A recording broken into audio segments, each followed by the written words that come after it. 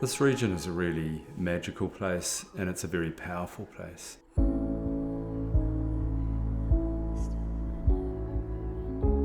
The clouds tend to hug the mountains, so you get this layered effect of misty mountains throughout the day, which is quite beautiful.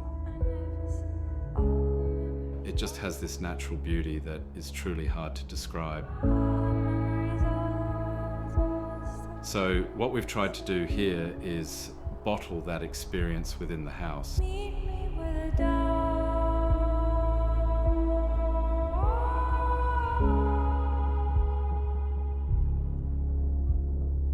I'm Richard Naish, Design Director of RTA Studio and Design Architect of the Kārearea House.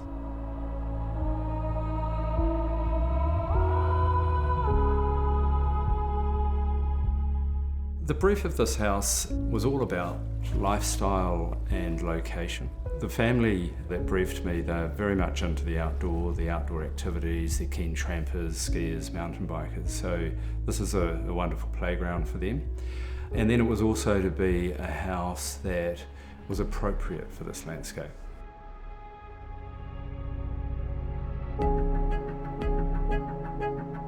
When we considered the concept of this house, we really deeply researched a lot of things, particularly around the pre-European occupation of the land, the Kārearea particularly. It's an unusual bird in that it nests in the landscape. It nests on the ground in what's called a scrape. It finds a sheltered lee side of a rock and lays its eggs in a scrape in the ground and then protects those eggs.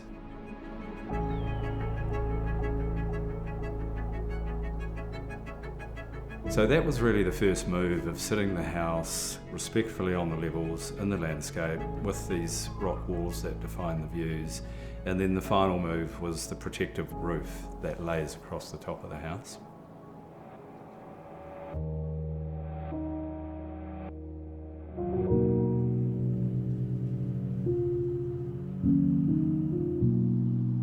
The approach of the site is quite important. When you sort of drive up the driveway, there's a sense that the house is slightly sunken in behind a rolling piece of land and tussock. And then it reveals itself slowly. You approach the front door, and these extending schist walls are sort of metaphorically like the landscape sort of lifting up out of the ground and just sort of forming barriers and walls that guide you towards the entrance.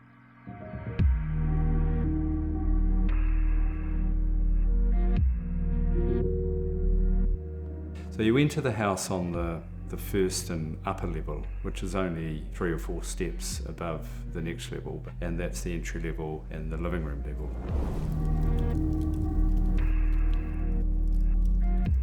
You then just drop down a few steps and you come to the sort of relaxed open plan kitchen dining space with the morning and afternoon terrace offering itself off either side.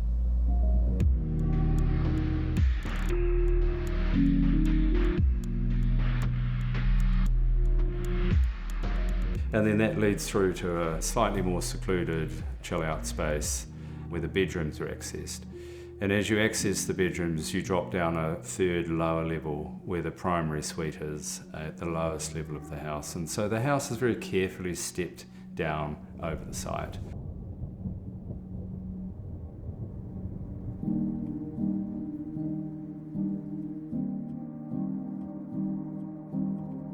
My name's Annick Heeson and I'm from Gezellig Interiors, and we were involved with the collaboration on the interiors at the project here. Bendemeer is a very interesting development in that it has so many different moods and almost views as the day goes on. In one day you can get 15 completely different looking landscapes. So when selecting the materials, it's just really about having an interior that was just a tribute to the landscape and that worked in different lights and different shades of light on a cold day, on a warm day, sunny day, snowy day. So selecting the materials was really about something that was really natural in its base. And that was even a challenge for myself in the studio in this project. And it's just about how do we be really restrained? How do we take away all the fuss? And I think you always want to do more, but almost doing less takes more. You have to go, what are the core values of what we're trying to achieve, and keep coming back to those. And that was really important for this project, was just being true to those core values, being true to the landscape, and keeping the house quiet, which is really hard to do because you always sort of want to introduce something new, and we just had to be really considered.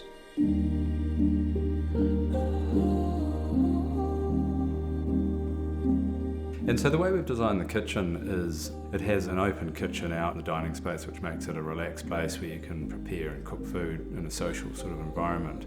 And then of course we've created a scullery which has a sort of secret door that closes it off, so you can have quite a bit of mess and preparation and things going on in that space while your front space is still uncluttered and all the chaos can be going on in the background. Or if it was the evening, we could open up the western sliders and then the barbecue can be going on and facilitating that social arrangement.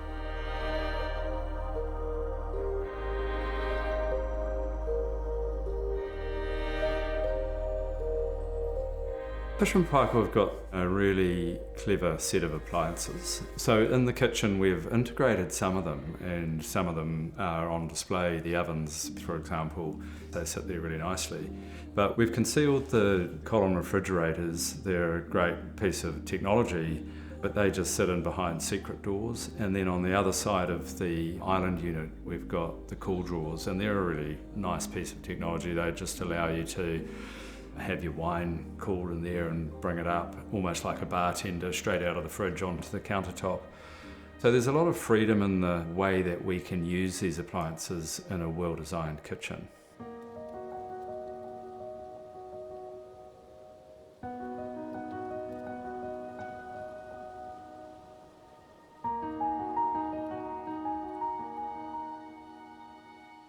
It was really important this house blended into the architecture. It was one with the landscape. So that balance was really easy to create here. We used predominantly natural materials. I actually looked to a lot of the elements that I collected from around the little lake that sits outside the house, and that kind of informed a lot of my selections for not just the hard materials, but also the soft materials. So I looked to bracken and dried leaves for the colours of the curtains and the colours of the upholstery.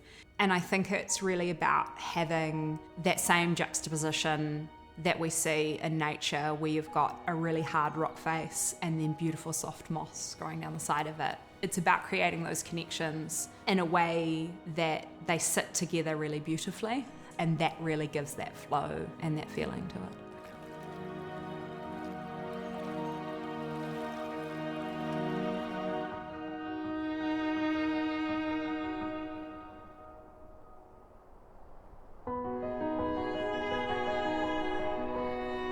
The views from inside to out are very carefully curated. As we move around to the west, there's a very lovely framed view centred on the Coronet Peak view. And then we come to the mid-level of the house where the roof is sort of at that mid-level as well. But we've been very careful just to allow that roof to lift just enough to let you see the top of the ranges out towards the eastern direction, towards Kārearea. So it's really just about carefully considering the views, the frame, the amount of light, the relationship of the walls and the roof and the floor, that just really celebrate and honour that natural landscape.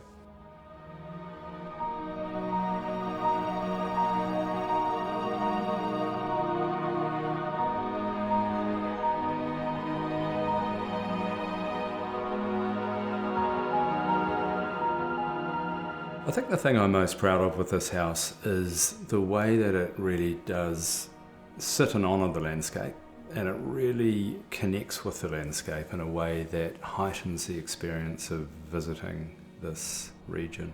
If you were to stand here on the site without the house, which I did before we designed it, you want the finished experience of the project to be greater than that experience of standing there. So architecture can amplify the quality of the place and the power of the place.